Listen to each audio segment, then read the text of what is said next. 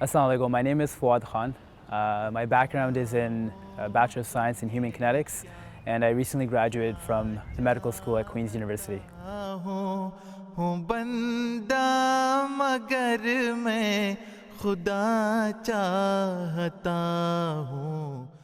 a lot of things that pushed me towards going toward like a different country to serve Jamaat.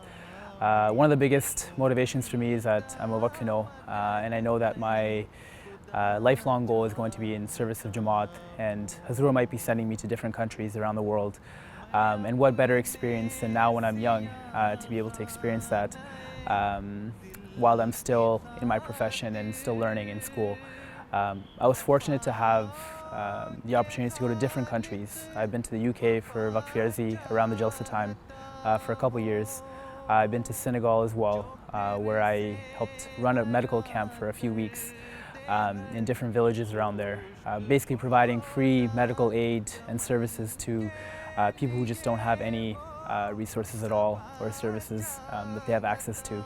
In Senegal, I was actually part of the Humanity First team there, and I was fortunate to have the opportunity to work with a physician there. There were nurses and different healthcare assistants that were part of the team down in the ground zero in Senegal.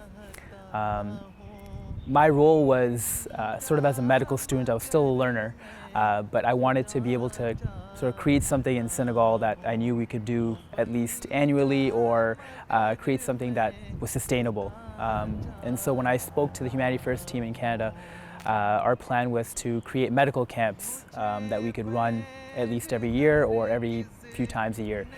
And so when I went to Senegal, the first few days were probably the biggest challenge. For me, it was the French.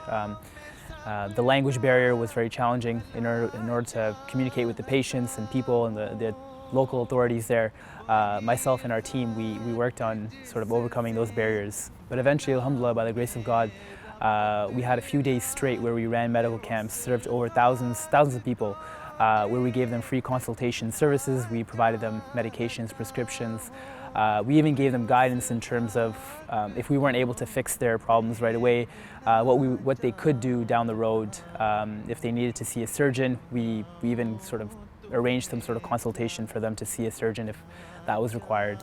With regards to our living arrangements in Senegal, I personally stayed in a residence that was actually right beside the Humanity First Hospital, sort of on the outskirts of Dakar, Senegal.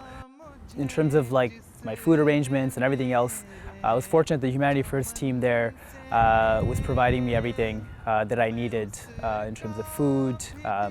Even in a short time when I had been sick there, they provided medications and whatever I needed. As a healthcare professional, I tried my best to help people in the villages to my utmost capacity.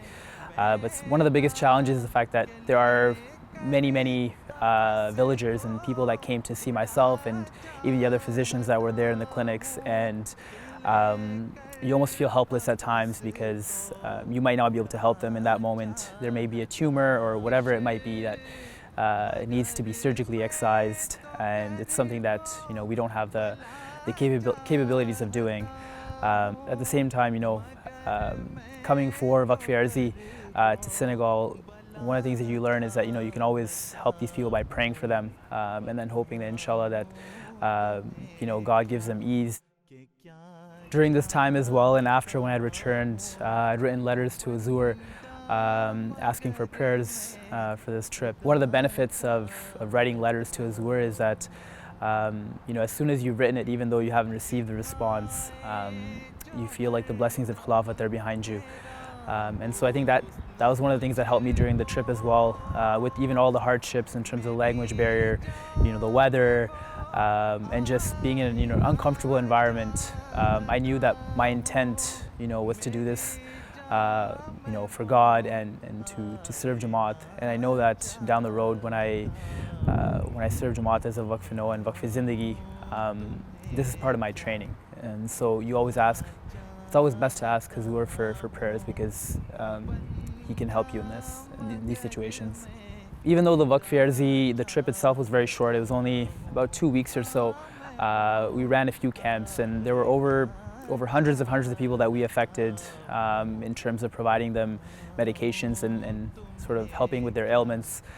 And in terms of an indirect help, might have been countless, hundreds, maybe even thousands more that might have been affected by just our presence there and just seeing maybe the activities that we were doing. Maybe that inspired some of the other locals there to help out in terms of whatever their capacities might be, even if it's not in the healthcare field. This also had an effect on myself, just being out of your comfort zone, doing something that sometimes you only hear in the news stories, you might hear just in a video like this. It's really something that's very hard to describe unless you go there and you experience it physically, mentally and spiritually.